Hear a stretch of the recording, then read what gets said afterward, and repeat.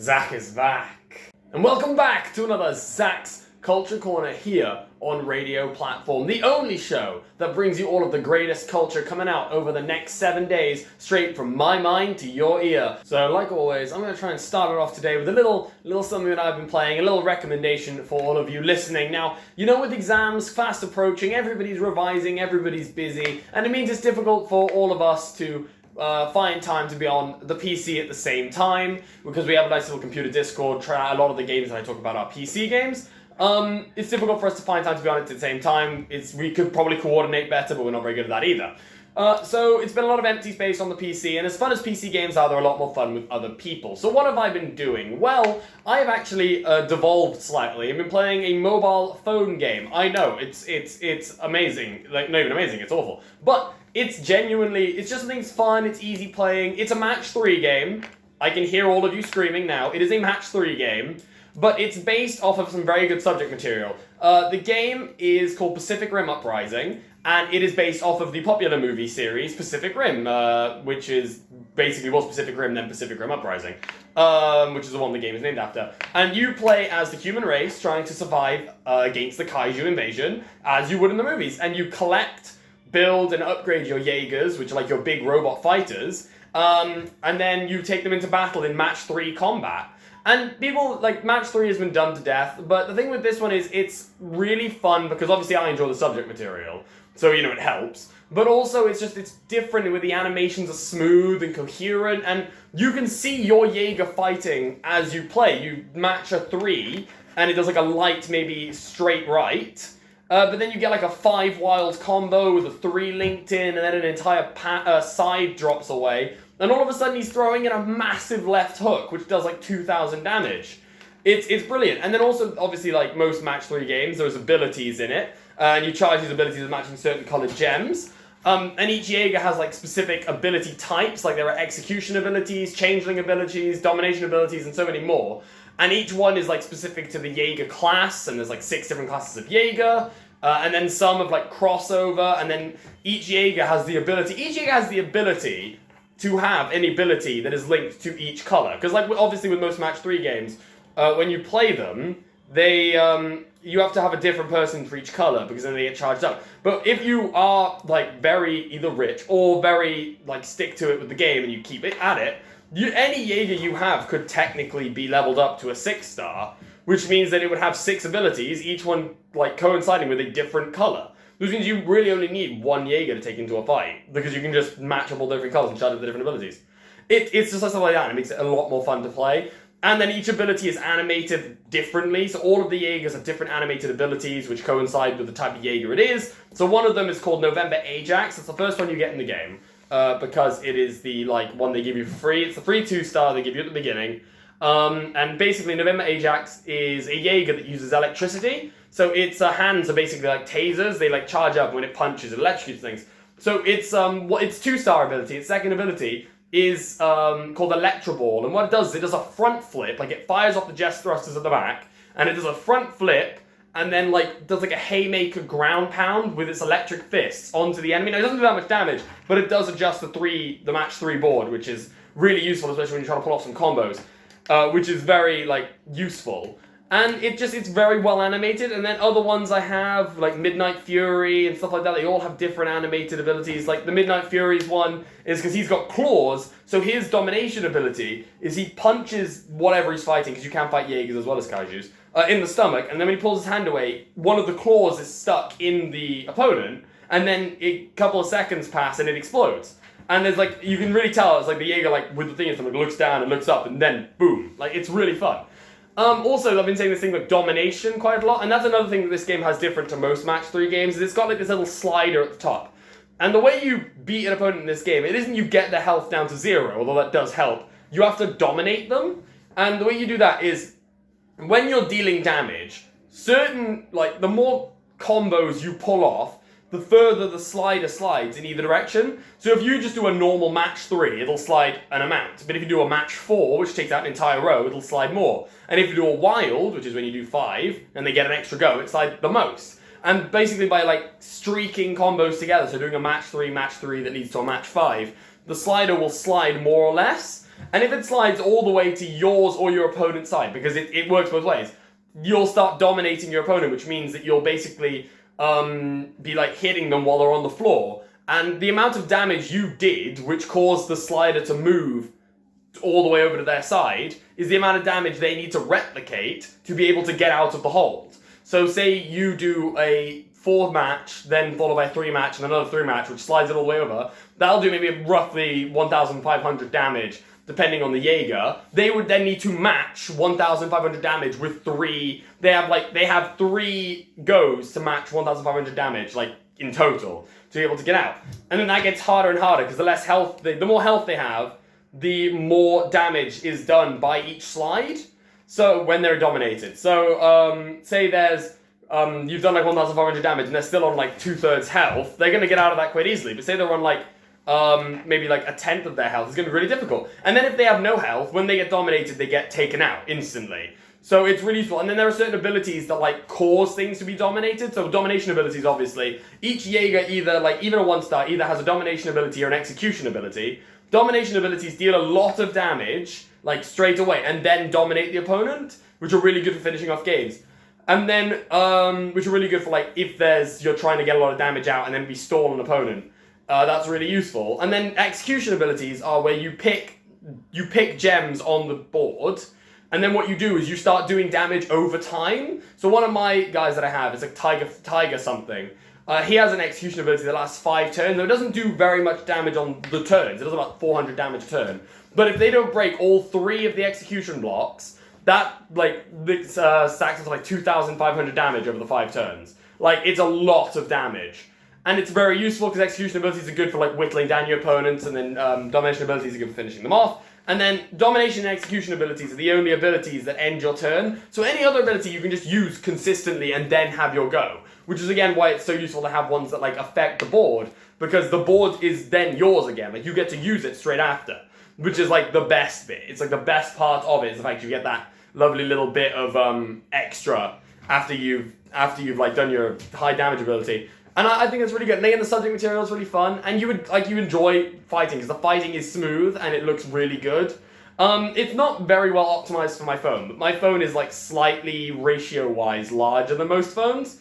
Just in terms of the ratios, so it'll probably be better optimized for a phone with a more normative ratio, whereas mine is quite strange. But it's definitely a game that you should check out. Like, I enjoy it. It's good for just when you're on your own, you're a bit bored, just swipe it up. It's fun to play, it's easy. It's like a quick, like something, just jump into a game against somebody else online, or play part of the story, or do an event. Like, it's just those kind of games that I used to. They started off with, there was a game called Wwe Supercard, and that game really, like, I really enjoyed back in the day, and it's just why I like these kind of games. And that wasn't a match 3 game, but it was still a game that I, really liked. So, I think it was, that was more like a top trumps-ish kind of game. We'll talk about that some other time. But anyway, yeah, it's just these kind of, like, easy, quick games that I really enjoy, and I think you'll enjoy them as well. So it is coming out this week. Well, coming out on the 13th of March, that is this Friday, My Heroes One's Justice 2. Now, if you don't know what My Hero One's Justice is, My Hero One's Justice is the 3D plane fighting game that came out quite a while ago. I actually never got it, but I always wanted to. It was just always that little bit too expensive for me, because I love My Hero. Anybody who's listened to this show for a while just knows I love anime, and I talk about it quite often. And My Hero was absolutely amazing, and it still is absolutely brilliant, and I love it to death. Now, this is the game, there's the 3D plane fighting game based on it, with that as a source material. And essentially, if you don't know what a 3D plane fighting game is, fighting games come in 2 types. There's a 2D plane one where it's 2 people like this, and they like that. And then there's a 3D plane one where it's 2 people like this, and they go around each other like that. So they have like more axes of movement. And those are the games that are usually the more fun ones. Those are games like Naruto Shippuden Ultimate Ninja Storm 4 was the one I played. Pokken Tournament, stuff like that. Whereas 2D plane fighting games are more like things like Mortal Kombat and Tekken, which are really, really good as well, but I prefer the 3D ones myself. And My Hero One's Justice is one based on My Hero. It's better, hopefully it's better than the original one. I can see they've added a couple more characters in it, like Lemillion, which is the upperclassman that was introduced in the end of the 2nd season, and end of the 3rd season, beginning of, and there has been a member of the main cast in the 4th season. You can see that some of the main villains are in there as well, so Overhaul is there.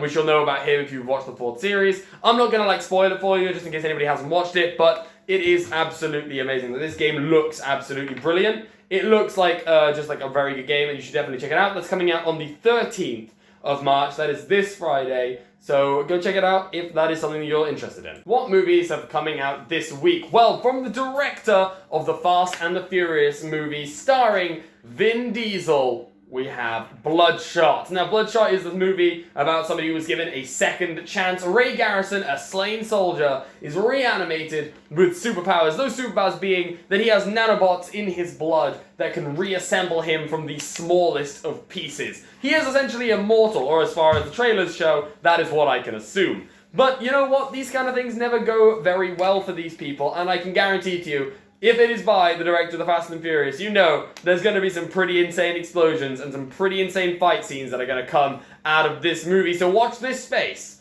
because the Bloodshot is sure not to disappoint. So my family have started a new tradition. Every Monday night now, we are having a little movie night, and each of us takes a little turn to pick the movie that we are going to watch. So it was my brother's turn yesterday, and I thought fair enough, we'd probably pick some childish movie knowing him. So he picks this movie called Brightburn, right? And the movie, 15, so I thought, a little bit edgy, but you know what, that's fine. It says it's about a superhero, a little boy with superpowers, basically the Superman setup, where your alien boy falls in a spaceship, lands on a farm, and is adopted by a family. The classic Superman setup. And, it seemed like it was, going to be following along those themes of a superhero saving the planet and whatnot. Absolutely not. It turned out to be a horror movie about a young boy who finds out he has superpowers and then intends to kill everyone with them. And you know what? I don't like this. I mean, I dislike horror movies. They're not my favorite genre. But, if you make a horror movie, then, fair play to you. There's a lot of themes you can work around. And this movie, as far as horror movies go, they did it quite well. It wasn't just constant jump scares and stuff like that, like some of the more modern horror movies are. Sure, it was a bit excessively gory, and I'm not a massive fan of that, but you know what? That's my problem, not the movies. But, as far as horror movies go, it does quite well. The setup was promising, the execution wasn't amazing, but it wasn't awful either. There was a lot of stuff about, There was a lot of stuff about the young boy, finding out, and he was take over the world, and there was a whole thing, a setup about him drawing this symbol in his books, and his parents found it, and then he drew those symbols in, whenever he murdered somebody, and the way he murdered people were pretty gruesome. There's this, obviously his parents have the talk with him during the movie, because they think, oh, it's just puberty that's making him act like an idiot, and and he, sort of takes that to be, really serious, and he goes to this young girl's house. And this young girl then calls him a pervert at school because he was in her bedroom, and he breaks her hand because of it. And then he goes back to her house later, and she says, oh, my mum says I'm not allowed to talk to you, because she's scared, she's trying to get him out of there. So he goes and murders the mum. He's like, I'll sort that, and goes and murders this mother. And the way he does it is really gruesome. First of all, he makes a lighting fixture blow up, and makes shards of glass land in her eyes. So one of her eyes, she's blind in one eye, effectively. And then he takes her to a basement, and he basically cuts her stomach open and removes her organs. It's disgusting. And then he murders his uncle by picking up the back of his pickup truck and dropping it so that the steering wheel goes and breaks his jaw off, and then he chokes to death on his own blood. It's very gory and very, very highly bloody. But again, that's just my problem realistically with that stuff. I'm not gonna chalk a movie down in my estimation just because it didn't appeal to me specifically. It was a decent movie. It wasn't the worst movie in the world. Definitely not the worst horror movie I've ever seen. They executed things quite well. There were some twists, there were some turns, the setup was promising, delivery not so much, but definitely something that if you're a horror movie fan and you like the genre and you think the Superman setup is something that can be worked around quite well, maybe you'll enjoy this movie, or maybe you'll create a better one. Who knows? You may even make a even better Brightburn, because I can guarantee to you that would not be hard. You know what came out yesterday? White Christmas. My parents have been raving about this movie forever. You do not understand. They set up this whole movie night thing yesterday for the sole reason of showing me White Christmas. That is how much they love this movie. Because it came out yesterday on DVD, and they were like, I'm going to buy it, we're going to bring it home, we're going to watch it, and then we didn't. We ended up watching Brightburn instead.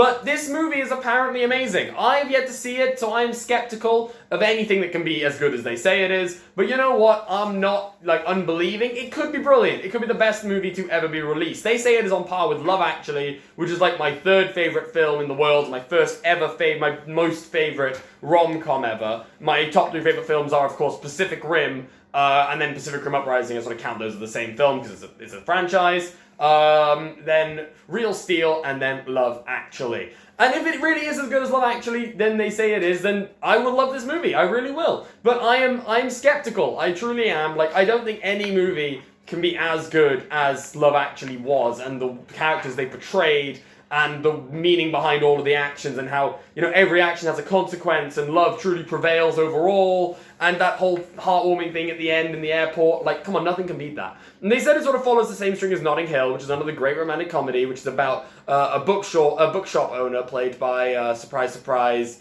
it is, I forget the name, but it'll come to me. But he plays a bookshop owner, and then there is a famous actress comes into the bookstore one day, he doesn't recognize her, then he does recognize her, but he plays it cool, and they fall in love, and it's all gooey and romantic, and it's great.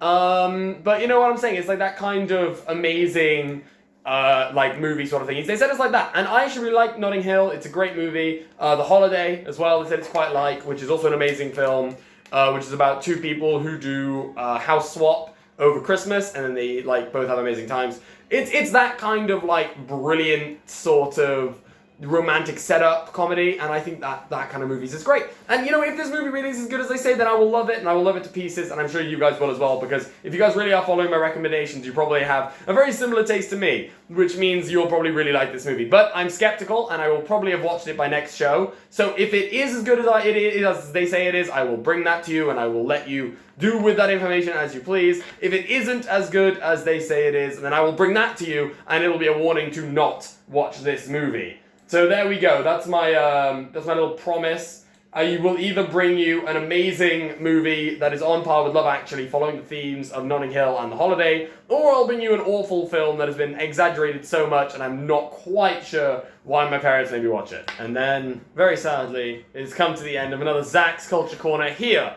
on radio platform. But anyway, thank you very much for listening if this is your first time listening, and thank you very much even if it isn't. Your listenership is always very much appreciated, and I will see all of you in the next one. Goodbye.